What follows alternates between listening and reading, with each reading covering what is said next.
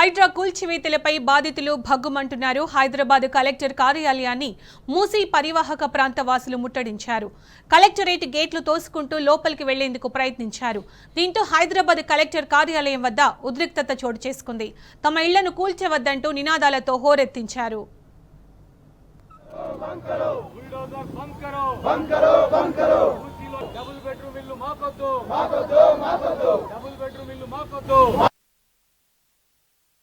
నశించాలి.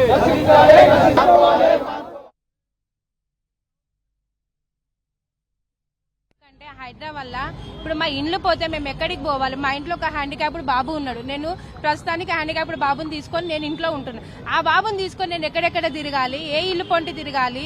ఆయన ఇచ్చే డబల్ బెడ్రూమ్ లో ఆ బాబుకి ఏదైనా సీరియస్ గా ఉందంటే నేను సడన్ గా ఎక్కడికి రావాలి? మేము నీళ్ళఫర్కి చూయించుకోవాలి. మేము అంతా ఉన్నోళ్ళం ఏం కాదు, ఆ ఇల్లు చూసుకునే బతుకుతున్నాం. మేము ఆ బాబుని తీసుకొని ఏమైనా ప్రాబ్లం వచ్చిందంటే నేను ఇది దగ్గర ఉన్నా కాబట్టి 10-15 నిమిషాలలో ఆటోలో నేను వెళ్ళిపోతాను. ఆ బాబుని తీసుకొని నేను ఎంత దూరం పోవాలి? ఇప్పుడు ఆయనకు ఆ పరిస్థితులు తెలియదా? సీఎం కి తెలియదా? ఇక్కడ దగ్గర ఉన్న వాళ్ళకి ఇట్లాంటి పరిస్థితులు ఎన్నో ఉంటాయి. ఒక్కొక్క ఇంట్లో పేషెంట్లు ఉంటారు, జబ్బు గల్ల వాళ్ళు ఉంటారు, ముసలి వాళ్ళు ఉంటారు. ఆయన ఎక్కడో 30 కిలోమీటర్ల దూరం మాకు ఇల్లు ఇస్తే మేము సీరియస్ గా ఉన్నప్పుడు ఏడికి రావాలి? చావాలనా?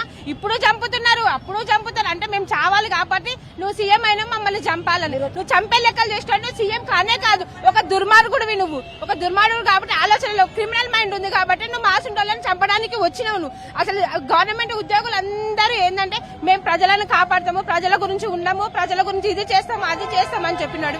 ఏం చేసినావు? ఒక పింఛన్లు ఇస్తున్నావా? మా బాబు ఇప్పుడు మెంటల్లీ రిటైర్డ్ బాబు, ఆ బాబుకి పింఛన్ కూడా రాలేదు. ఎందుకు రాలేదు? నువ్వు పెడతలేవు, రాలేదు. మళ్ళీ ఇంకొకటి పెన్షన్లు ఎవరికి టైంకి ఇస్తలేవు. ఏమే వద్దు, మాకు ప్రభుత్వమే నచ్చలేదు, మాకు ఈ ప్రభుత్వమే వద్దు. డబుల్ బెడ్రూమ్ అంటున్నారు కదా, కేసీఆర్ దేనికోసం కట్టించిన డబుల్ బెడ్రూమ్? రెంట్ ఇన్ని రోజులు కిరాయికి ఉన్న వాళ్ళు కిరాయి కట్టలేని వసతిలో మీరు వెళ్ళి డబుల్ బెడ్రూమ్లు ఉండాలని కేసీఆర్ సార్ కట్టించారు. ఇప్పుడు ఈయన ఏం చేస్తుందంటే, ఇప్పుడు ఉన్న ప్రభుత్వం ఏం చేస్తుందంటే, ఉన్న ప్రభుత్వం ఉన్న ఇల్లు తీసేసి డబుల్ బెడ్రూమ్ ఇస్తా అంటే అదేమైనా న్యాయమా?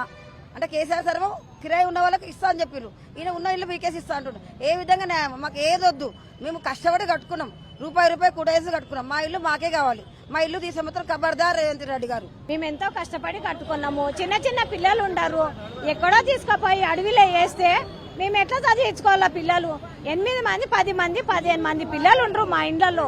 చిన్న చిన్న పిల్లలు ఉండరు. భవిష్యత్తు ఏంది వాళ్ళది? పోయి అడవిలో వేస్తే ఎక్కడ వెళ్ళాం మేము? పిల్లల్ని ఎట్లా చదివించుకోవాలా? రేపొద్దున పిల్లలు మనం ఎట్లా